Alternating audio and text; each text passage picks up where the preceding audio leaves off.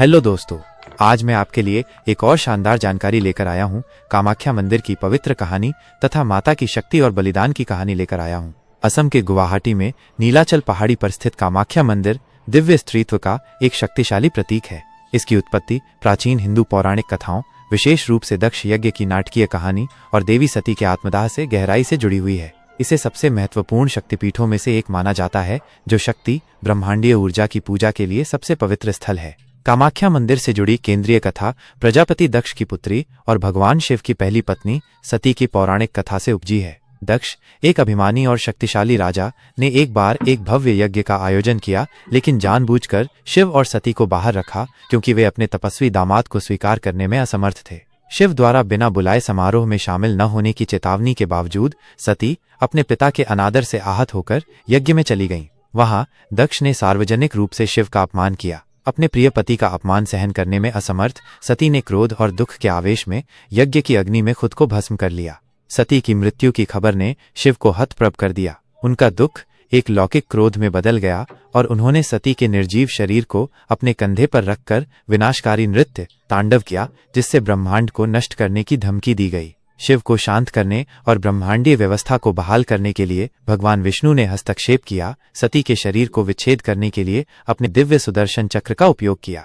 उसके शरीर के टुकड़े भारतीय उपमहाद्वीप में विभिन्न स्थानों पर गिरे और इन स्थानों को शक्तिपीठों के रूप में जाना जाने लगा। ऐसा माना जाता है कि देवी सती की योनि या गर्भ नीलाचल पहाड़ी पर गिरी थी।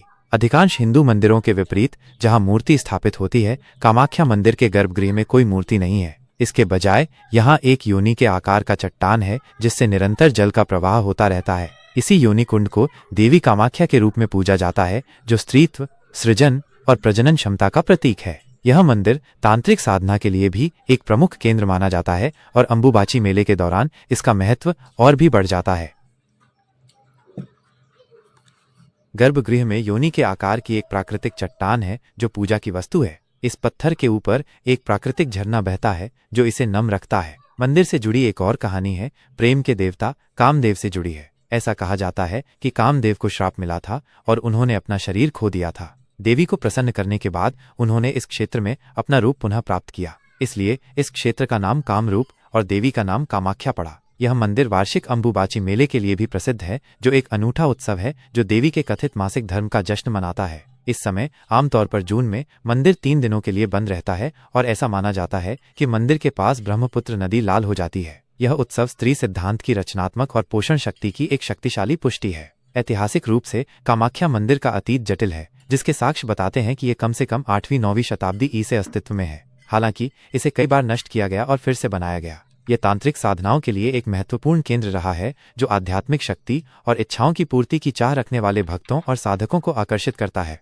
इस प्रकार कामाख्या मंदिर की कहानी दैवीय त्रासदी, ब्रह्मांडीय हस्तक्षेप और स्त्री रचनात्मक शक्ति की गहन श्रद्धा का मिश्रण है। यह एक जीवंत तीर्थ स्थल बना हुआ है, जो दूर दूर से भक्तों को माँ देवी का आशीर्वाद पाने के लिए आकर्षित करता है। कामाख्या मंदिर कैसे पहुंचे? हवाई मार्ग से निकटतम हवाई अड्डा गुवाहाटी में लोकप्रिय गोपीनाथ बोरदोलोई अंतर्राष्ट्रीय हवाई अड्डा गऊ है, जो मंदिर से लगभग 20 किलोमीटर दूर स्थित है। हवाई अड्डे से आप आसानी से टैक्सी किराए पर ले सकते हैं या मंदिर तक पहुंचने के लिए बस ले सकते हैं। ट्रैफिक के आधार पर ड्राइव में आमतौर पर लगभग 40 मिनट लगते हैं। ट्रेन से निकटतम railway station Kamakhya railway station KYQ है, जो लगभग 6 किलोमीटर दूर है। गुवाहाटी रेलवे स्टेशन GHY एक और प्रमुख रेलवे स्टेशन है, जो मंदिर से लगभग 8 किलोमीटर दूर स्थित है। दोनों स्टेशन भारत भर के प्रमुख शहरों से अच्छी तरह से जुड़े हुए हैं। किसी भी स्टेशन से आप नीलाचल पहाड़ी पर स्थित मंदिर तक पहुंचने के लिए ऑटो रिक्शा, टैक्सी या स्थानीय बस ले सकते हैं। सड़क मार्ग से गुवाहाटी पूर्वोत्तर के प्रमुख शहरों से सड़क मार्ग से अच्छी तरह जुड़ा हुआ है। आप गुवाहाटी के विभिन्न हिस्सों से स्थानीय बसों, टैक्सियों या ऑटो रिक्शा द्वारा मंदिर तक पहुंच सकते हैं। अधिक आरामदायक यात्रा के लिए विशेष रूप से शहर के बाहर से दिन के लिए टैक्सी किराए पर लेना भी एक विकल्प है।